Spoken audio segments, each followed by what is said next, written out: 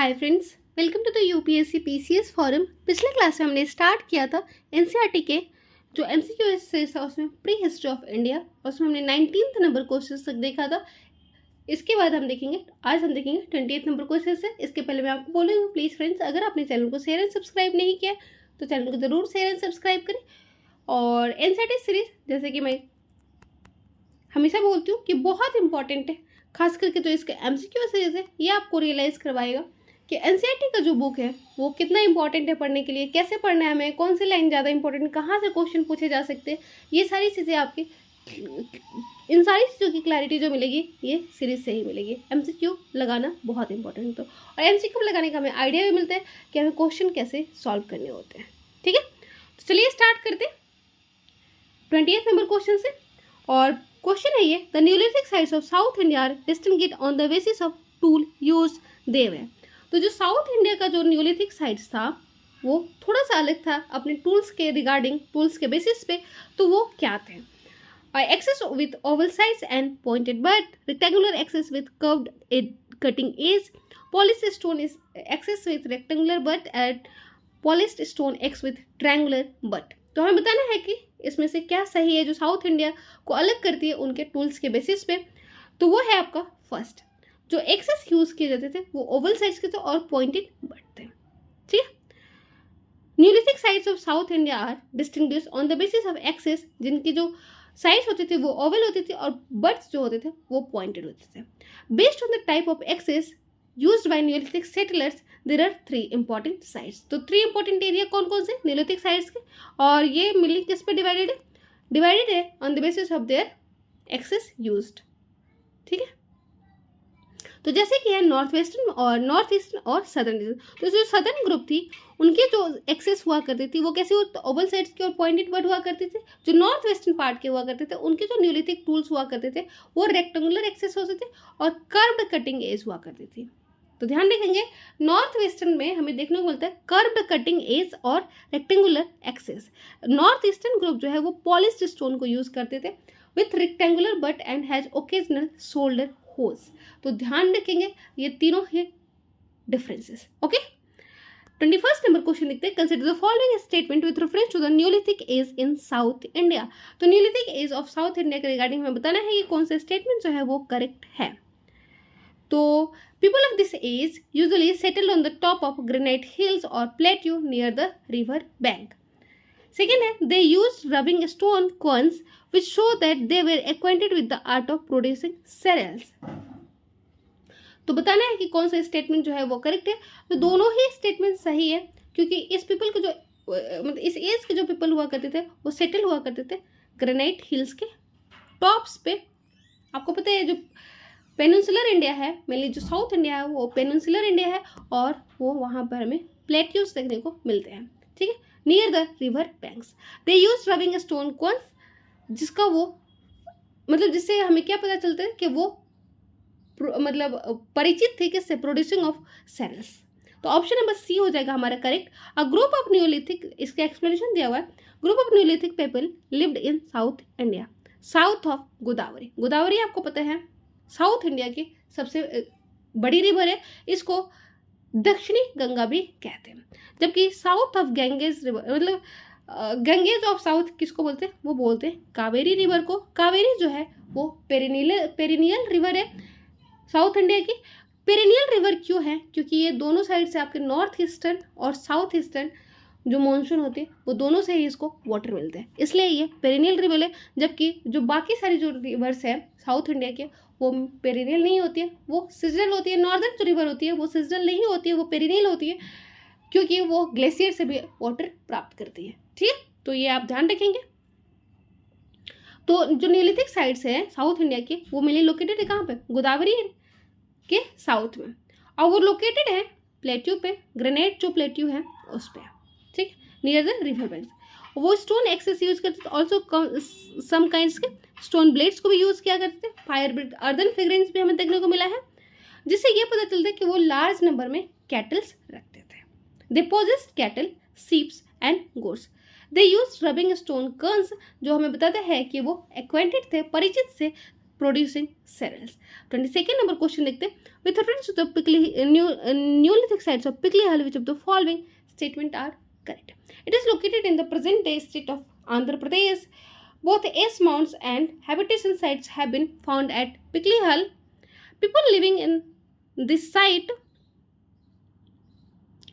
set up seasonal camps surrounded by cow pens made with post and stakes. तो इस question से हम दो चीज सीखेंगे। अगर हमें एक ऑप्शन पता होगा तो ऑप्शन को एलिमिनेशन कैसे करना है। तो हमें पता है कि ये जो साइट है पिकली हल वो आंध्र प्रदेश में लोकेटेड नहीं है, ये कर्नाटका में है। ठीक है, आंध्र प्रदेश में हमने देखा था कुरनूल केव्स के बारे में पिछले क्लास में। तो जैसे ये ऑप्शन हम देखते हैं तो हमारा जो एलिमिनेशन से हटाते हैं तो हमारा ये तीनों ही ऑप्शन हट जाता है, ऑप्शन नंबर बी हो जाता है करेक्ट। तो ऐसे एग्जाम में भी हमें सॉल्व करना होता है, एक क्वेश्चन को देखना होता है और उसको एलिमिनेट करना होता है। अगर वो एलिमिनेट होता है हमारा क्वेश्चन इजीली से सॉल्व हो जाता है, लेकिन इसके लिए चाहिए आपकी कंसेप्चुअल क्लैरिटी। ठीक है, तो डिटेल आपको पढ़ना बहुत ज़रूरी है किसी भी एग्जाम को क्वालिफाई करने के लिए। तो ऑप्शन नंबर जो फर्स्ट है वो आपका इनकरेक्ट हो जाता है, सेकंड और थर्ड हमारा सही हो जाता है और इसलिए ऑप्शन बी हमारा जो हो जाता है वो सही। तो न्यूलिथिक जो साइट्स है पिकली हल वो कैसे साइट्स थे, वहाँ पे वेयर कैटल हर्डर्स वहाँ पे मिलते थे, वो डोमेस्टिकेट करते थे कैटल, सीप, गोट इत्यादि को, और वो उन्होंने एक कैंप सराउंड किया था काउपेंस के द्वारा मेड विथ पोस्ट और स्टेक्स के। ठीक है, और इस इनक्लोजर में दे एक्यूमुलेटेड डंग, और इसमें क्या करते थे वो डंग को एक्यूमुलेट करते थे। Then the entire capping ground was put on fire and clear for capping in the next season, और फिर वो कैपिंग नेक्स्ट सीजन के लिए मतलब वहाँ पे फायर लगा देते थे काउ डंग को रख के, और फिर वो नेक्स्ट सीजन के लिए उसको तैयार करते थे। Both ash mounds have habitation sites found in Piklihal, और पिकली हल कहाँ मिलता है, कर्नाटका में। 23rd नंबर क्वेश्चन देखते हैं, following innovation started in neolithic age is still used by the people of India. तो यहाँ पे कौन सा जो है इनोवेशन स्टार्ट हुआ था न्यूलिथिक एज में और जो अभी भी यूज किया जाता है हमारे करेंट इंडियन कल्चर में। तो पहले है mortar and pestles for grinding grains, earthen pots for cooking and storing grains, needles for weaving cloth. तो ये तीनों ही आपको पता मिलेगा देखने के लिए। निडल्स फॉर वेबिंग क्लॉथ ये तो काफ़ी कॉमन है। अर्दन पोर्ट्स को यूज़ किया जाता है मेनली जो गांव वाले रीजन होते हैं वहाँ पे ग्रेन्स को स्टोर करने के लिए अभी भी अर्दन पोर्ट्स को यूज़ किया जाता है। कुकिंग्स के लिए मेनली दही, हम तो ये शहरों में भी देखते हैं। ठीक है, और उसके बाद मोटर और पेसल्स को हम यूज़ करते थे किस लिए, ग्राइंडिंग ग्रेन को, और ये हमें गांव में अभी भी देखने को मिल जाएगा। तो ऑप्शन नंबर जो डी हो जाएगा हमारा करेक्ट हो जाएगा। ये सारे इनोवेशन जो हमें न्यूलिथिक एज को देखने को मिलते हैं वो अभी भी हमारे कल्चर का पार्ट है। मोटर और पेसल ग्राइंडिंग ग्रेन, अर्दन पोर्ट्स को कुकिंग और स्टोरिंग ग्रेन्स, एंड नीडल्स को वेबिंग क्लॉथ्स के लिए। 24th नंबर क्वेश्चन देखते हैं, identify the Neolithic sites with the help of a statement given below. It has yielded considerable amount of bone implement made of horns of deer. It is situated on the bank of confluence of three rivers Ganga, Gandak और Ghagra. It is marked by the paucity of the stone tools. तो हमें बताना है यहाँ पे कौन सा जो ऑप्शन है वो सही है। तो ऑप्शन नंबर अगर हम सेकेंड नंबर देखते हैं, it is situated on the banks of confluence of river Ganga, Gandak और घाघरा। तो यहाँ से हमें कहीं ना कहीं पता चल रहा है कि या तो ये ईस्टर्न यूपी और बिहार वाले पार्ट का है रीजन। तो यहाँ पे हमें ये सराय नगर अगर आपको पता है ये उत्तर प्रदेश में, महागरा भी नहीं है, कोल्डी हवा भी नहीं है। तो चिरांद हमें देखने को मिलता है कहाँ पे, चिरांद में ये जो साइट्स है जिसके बारे में दिया हुआ है वो चिरांद में देखने को मिलता है। ऑप्शन नंबर जो ए है हमारा वो करेक्ट हो जाता है। चिरांद जो है वो न्यूलिथिक साइट्स है और यहाँ पे हमें कंसिडरेबल बोन इम्प्लीमेंट्स देखने को, this site has yielded considerable bone implements in India, और ये लोकेटेड है 40 kilometre west of Patna on the northern sides of Ganga. ये बना होता था made of antler horns of deer. This जो इम्प्लीमेंट्स बना होते थे वो किसके बने थे, हॉर्न्स ऑफ डियर्स के, have been found in late neolithic sites in area which receive 100 centimetre rainfall. Settlement became possible क्योंकि यहाँ पे ओपन लैंड अवेलेबल था ऑन अकाउंट पर joining together of the three river Ganga, Gandak और घाघरा, और it is marked by the पॉसिटी of stone. तो यहाँ पे स्टोन टूल्स की पॉसिटी देखने को मिलती है।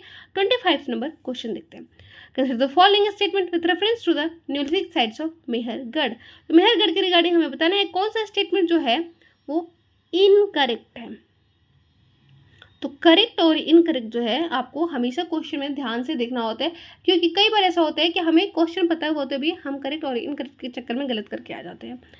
तो ये सारे मिस्टेक्स से हमें काफ़ी दूर रहना है, क्योंकि एक एक मार्क्स जो होता है वो काफ़ी इंपॉर्टेंट है और निगेटिव होता है, तो हमें निगेटिव से बचना है। ओके, तो देखते हैं प्रेजेंटली जो है वो मेहरगढ़ वो सिचुएटेड है कहाँ पे, गोमल पास इन बलूचिस्तान प्रोविंस ऑफ पाकिस्तान। तो ऑब्वियसली ये लोकेटेड है मेहरगढ़ आपका बलूचिस्तान प्रोविंस ऑफ पाकिस्तान में। It is one of the oldest excavated neolithic sites in India attribute to 700,000 BC। तो ये भी सही है। सॉरी, ये आपका बलूचिस्तान मेहरगढ़ जो है वो गोमल में नहीं है, बोलन पास में है। कंफ्यूज हो गई थी मैं बोलन और गोमल में, तो बोलन पास में है, या गोमल पास नहीं है।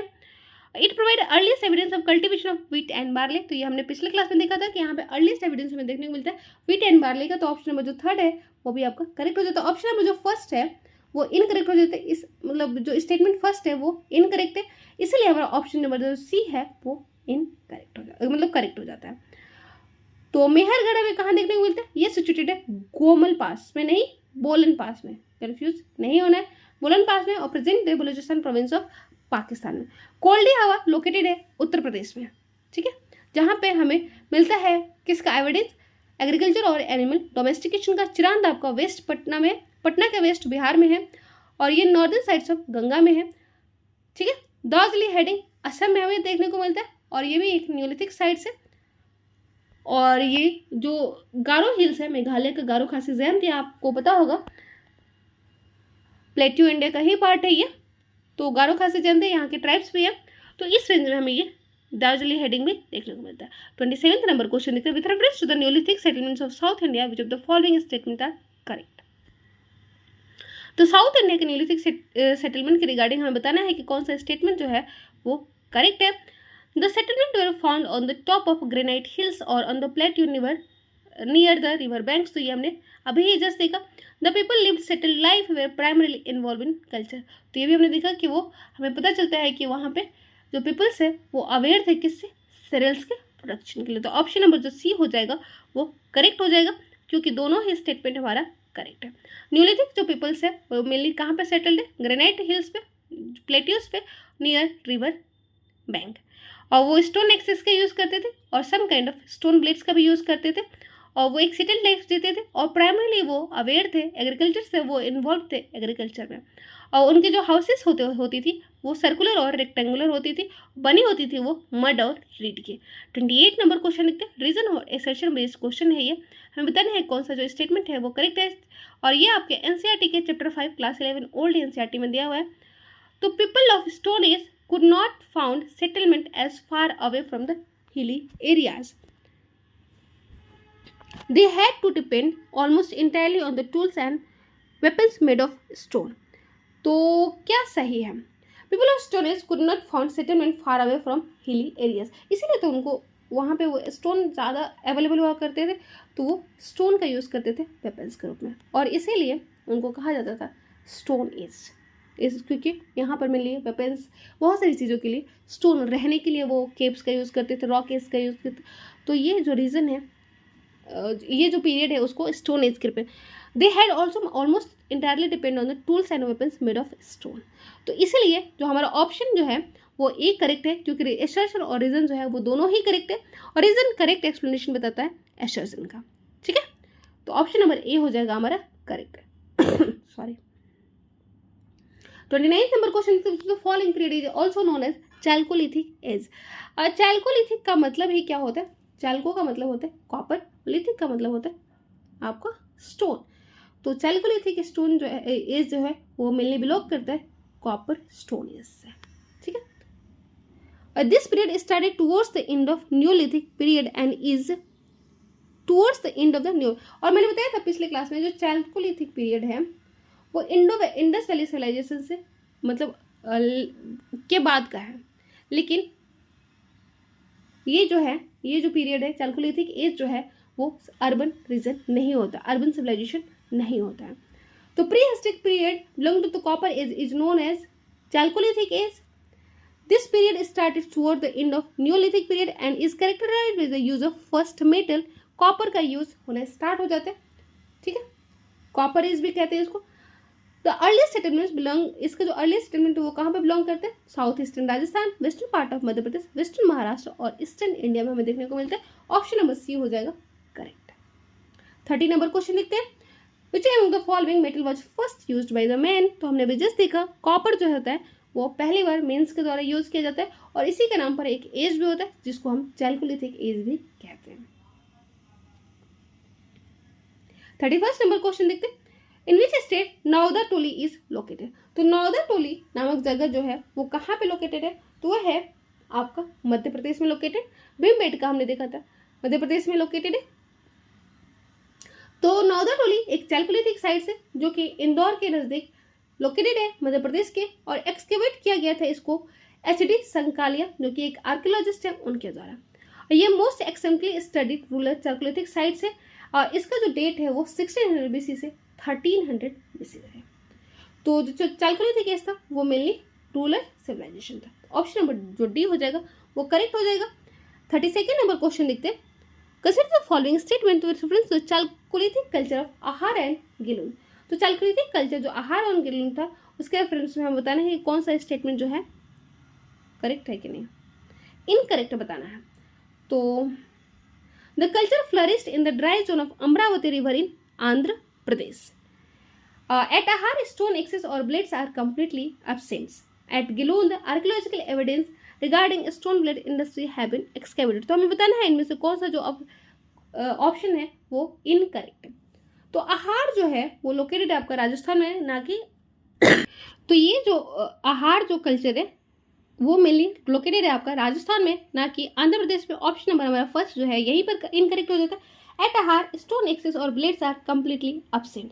तो ये जो है वो सही है. At Gilund archaeological evidence regarding stone blade industry have been excavated. तो ये भी ऑप्शन जो है वो करेक्ट है. तो हमारा जो फर्स्ट ऑप्शन है वो इनकरेक्ट है, इसीलिए हमारा जो मतलब फर्स्ट स्टेटमेंट जो है वो इनकरेक्ट है, इसलिए ऑप्शन बी जो है हमारा करेक्ट हो जाता है. तो आपका आहार जो है वो लोकेटेड है कहाँ पे? Dry zones of Banas river in Rajasthan. 33rd number question देखते हैं. The chalcolithic communities of south India were specialised in the production of which of the following crops. तो जो चाल्कोलिथिक कम्युनिटीज थे साउथ इंडिया के, तो वो किस चीज़ में स्पेशलाइज्ड थे, किसके प्रोडक्शन में स्पेशलाइज्ड थे, कौन से क्रॉप के प्रोडक्शन में? तो वो क्रॉप था आपका राइस. राइस क्रॉप के प्रोडक्शन में उन्होंने स्पेशलाइजेशन हासिल की हुई थी. ऑप्शन नंबर हमारा डी हो जाएगा करेक्ट है. Chalcolithic communities of south India specialized थे production of rice. The community of this is founded at first large village of peninsular India. Cultivated far more cells than neolithic. और इस period में क्या करते हैं, वो कल्टिवेट करते हैं बहुत ज़्यादा ग्रेन्स, जितना वो न्यूलिथिक मतलब न्यूलिथिक कम्युनिटी से ज़्यादा वो जो चाल्कोलिथिक पीपल्स होते हैं वो सेरेल्स को उत्पादन करते हैं, कल्टिवेशन करते हैं. पर्टिकुलरली वो कल्टिवेट करते हैं बार्ले, व्हीट और लेंटिल्स को वेस्टर्न इंडिया में, राइस को सदर्न इंडिया में और ईस्टर्न इंडिया में. 34th नंबर क्वेश्चन देखते हैं. The people of chalcolithic age domesticated which of the following animals. तो जो चाल्कोलिथिक एज में जो पीपल्स थे वो कौन से एनिमल्स को डोमेस्टिकेट करते हैं? तो पहले तो आप ये चीज़ देखिए, पहले जो ह्यूमंस था वो सबसे पहले वाइल्ड जो डॉग होता है उसको डोमेस्टिकेट करना स्टार्ट करता है. ठीक है, ठीक है, तो ये आप ध्यान में रखेंगे. और बुरजाओं में हमने देखा था कि जो पीट्स था वहाँ पे बरियल्स था, वहाँ पे हमें डॉग्स देखने को मिला था. बरियल जो बरीड किया जाता था जो भी, तो उसके साथ हमें किसको देखने को मिलता है? डॉग को देखने को मिलता है. तो यहाँ पे पूछा जा रहा है कि जो चाल्कोलिथिक एज में जो डोमेस्टिकेट जो एनिमल्स जो पीपल्स थे वो किस एनिमल्स को डोमेस्टिकेट क्या करते थे? तो वो डोमेस्टिकेट क्या करते थे आपके काऊ, कैमल और सिप्स को. तो ऑप्शन नंबर जो डी है वो करेक्ट हो जाता है. हॉर्सेस का मेनली हमें देखने को मिलता है कब? ऋग वैदिक पीरियड में आर्यंस के द्वारा. ठीक है, तो ऑप्शन नंबर हमारा डी हो जाता है करेक्ट. 35th नंबर क्वेश्चन देखते हैं. With reference to the chalcolithic age evidence of which of the following site suggest that the settlement was fortified. तो चालकोलिथिक एज के रिगार्डिंग कौन सा एविडेंस हमें बताना है कि जो साइट्स होते थे चालकोलिथिक पीरियड्स के वो फोर्टिफाइड हुआ करते थे, तो वो जो है वो हमें दिखाता है कायथा, एरन और इनाम गांव वाला रीजन। वहाँ पे हमें देखा था चिराम जो है वो चालकोलिथिक एज नहीं है, हमने देखा था कि ये पटना के वेस्ट में लोकेटेड है। ऑप्शन नंबर जो डी है वो चिराम जो है वो न्यूलिथिक साइड से, ऑप्शन नंबर डी हो जाएगा हमारा करेक्ट। तो archaeological evidences suggesting fortification of houses has been excavate कहाँ पे chalcolithic sites of Kayatha, Eran और इनाम गांव, और ये सराउंड होते थे किससे, मोट से। कायथा और ईरान जो कल्चर थे वो फ्लरिश हुए थे चंबल रिवर मध्य प्रदेश में। इनाम गांव जो है वेस्टर्न महाराष्ट्र में है, और ये मोस्ट प्रोमिनेंट साइट्स है जॉर्वे कल्चर का। तो ध्यान रखेंगे जो जॉर्वे कल्चर था वो कहाँ पे फेमस हुआ करता था, वो है महाराष्ट्र का फेमस कल्चर, ठीक है। Inamgaon large and mud houses with ovens and circular pits have been design. तो इनाम गांव में हमें क्या देखा, लार्ज मड हाउस देखने को बोलते हैं विथ ओवन्स और सर्कुलर पिट हाउस। जबकि चिराम जो है वो चालकोलिथिक साइट्स नहीं है, वो न्यूलिथिक साइट्स है और लोकेटेड है वो गंगा रिवर के किनारे बिहार में, ठीक है। तो आज के लिए इतना ही रहते हैं। 36 नंबर क्वेश्चन से हम नेक्स्ट क्लास में देखेंगे। Thank you so much, bye.